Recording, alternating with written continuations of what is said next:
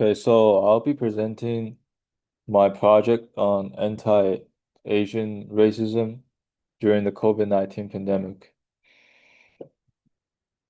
Okay, the abstract. This presentation explores how anti-Asian racism during the COVID-19 pandemic reflects broader sociological patterns of inequality, drawing on symbolic interactionism, conflict theory, and socialization theory. It examines how media symbols, political rhetoric, and social institutions work together to reproduce racial hierarchies. The study argues that prejudice is not an individual flaw, but a socially constructed and transmitted process. Okay, research topic, purpose, and significance.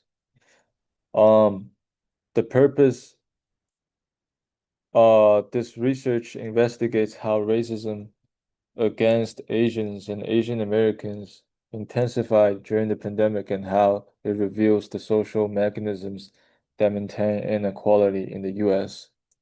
Understanding this issue shows how race and nationality are socially constructed and reactivated during times of crisis to reinforce existing power structures. It connects directly to our course theme. Human behavior is shaped by social forces rather than biological instincts.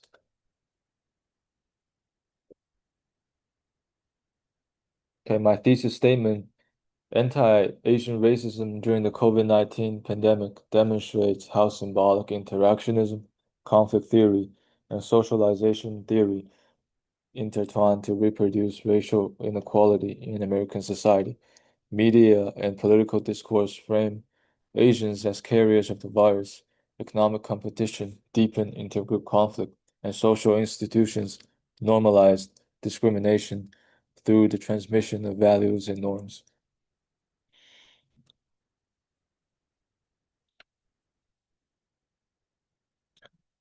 Um, Okay, so my three main research questions: how did different Asian groups, Asian Americans, immigrants, and international students respond to racism during the pandemic? How did racism affect the Asian American community economically, such as in businesses, workplaces, and restaurants?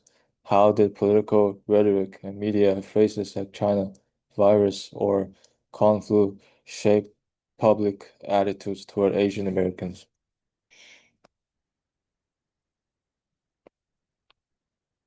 Okay, so I use three major theories, which are symbolic interactionism, uh, how meanings and labels create stigma and define social reality, and conflict theory, how competition over resources reinforces inequality and power structures, and finally socialization theory, how families, schools, and media transmit discriminatory values and normalize racism.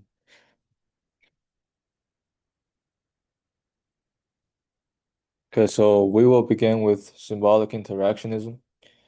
Um, During the pandemic, ordinary symbols like masks, accents, or Asian faces became signs of danger. Politicians popularized phrases such as China virus, transforming a public health issue into a racial identity. Sociologist Irving Goffman's concept of stigma helps explain how Asians were labeled as others, shaping interactions and public attitudes.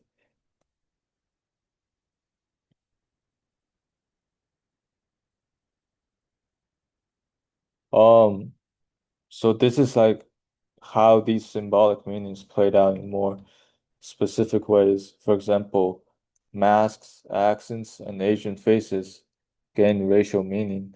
The phrase China virus is a classic example of labeling theory, which turn the health issue into an identity. And this produced stigma that labeled Asians as deviant. Um, So this is how media reinforce these labels, right? So media coverage repeatedly paired Asian images with COVID stories, reinforcing prejudice. Repetition made stereotypes feel like common sense, which is norm enforcement, and this created a moral panic about who was considered safe. So,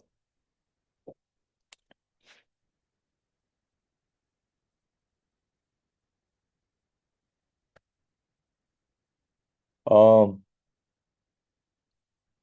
so here it's like symbolic meaning also shaped how race itself was constructed, right? So race isn't biological, it's socially constructed. COVID racialized geography, health, and even facial appearance, and ethnocentrism framed Asians as foreign or contaminated.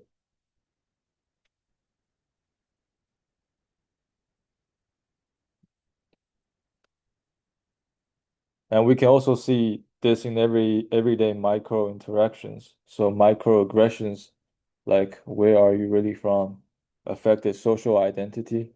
Many Asians felt stereotype, threat, um, which is like fear of confirming negative assumptions. And so this lens shows how inequality appears in daily encounters. Okay, next we turn to conflict theory. So, according to Karl Marx, inequality is maintained through competition over scarce resources. The pandemic worsened economic insecurity and frustration was displaced onto Asian communities, blaming them for unemployment and lockdowns. Mainstream media and elites redirected public anger toward minorities, maintaining the status quo. Many Asians in high-risk jobs, restaurants, healthcare, small businesses became scapegoats despite contributing to society's recovery.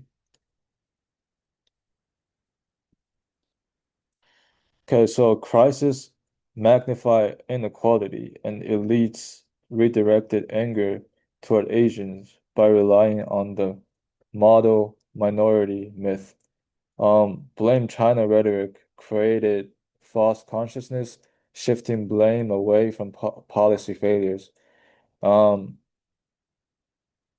these mechanisms helped maintain existing hierarchies, which um, is an example of functionalism.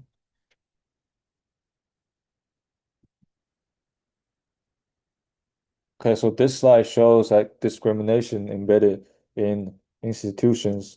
Um, Structural inequality exists in policing, and media representation.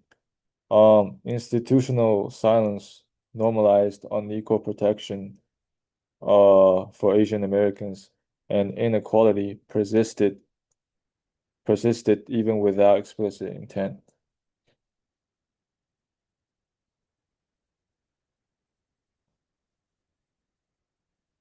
Okay, so here we also see inequality through class and social status.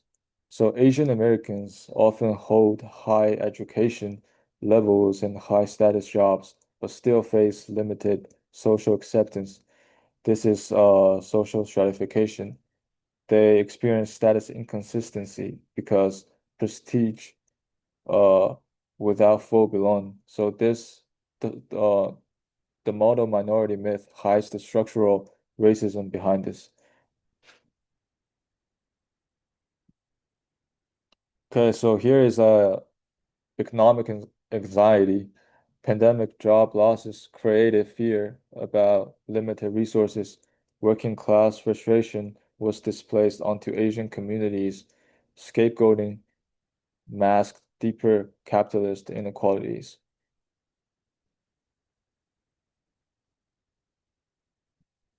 Um, okay, we'll shift to the socialization theory. George Herbert Mead's concept of self-development shows how people learn through interaction. Families, schools, and the media taught stereotypes that associated Asians with the virus.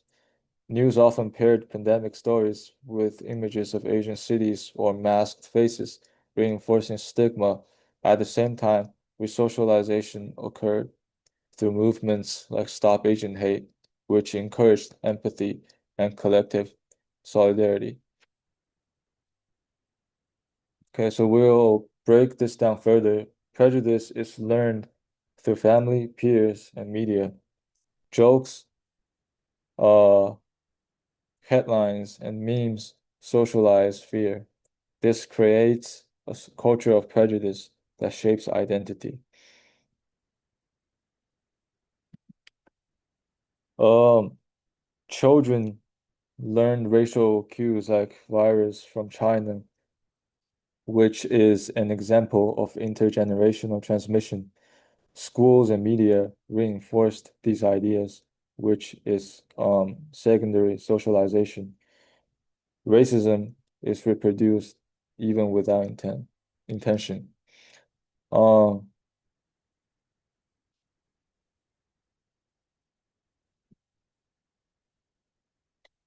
so moving on to the positive side, societies can also unlearn harmful norms.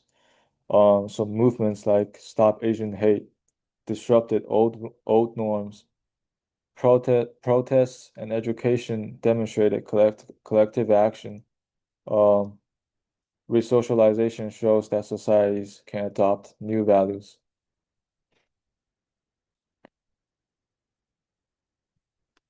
Okay, so to connect this to history,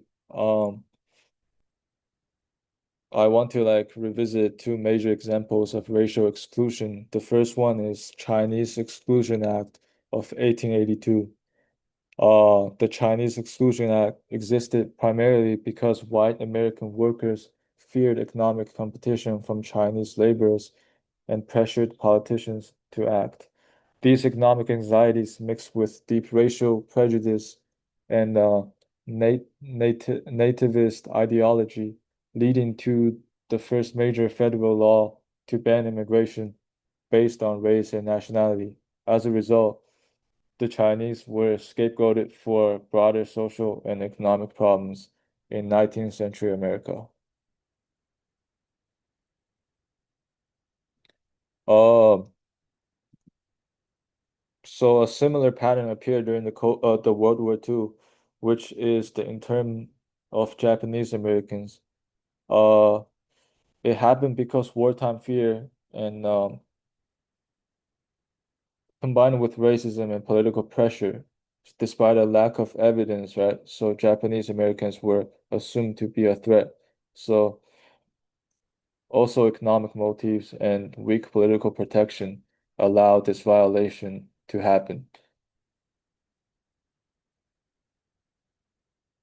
Uh, so here is a contemporary uh data documenting racism during COVID. Stop AAPI Hate National Report. The Stop AAPI Hate National Report documents over 10,900 self-reported incidents of hate, harassment, and discrimination against Asian American and Pacific Islander individuals from March 2020 to December 2021. Um, it analyzes these incidents by type, location, demographic patterns to reveal how anti-Asian sentiment surged during the COVID-19 pandemic. This report is important because it transforms individual experiences into measurable data, exposing systemic racism and guiding policy and social awareness efforts.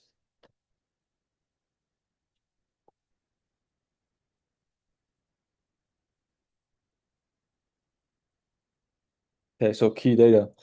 Um, Over 10,900 incidents were reported. Most incidents were verbal harassment, and nearly half happened in public spaces. 16% physical assault. 43% of reports from Chinese Americans. and 62% of victims were women.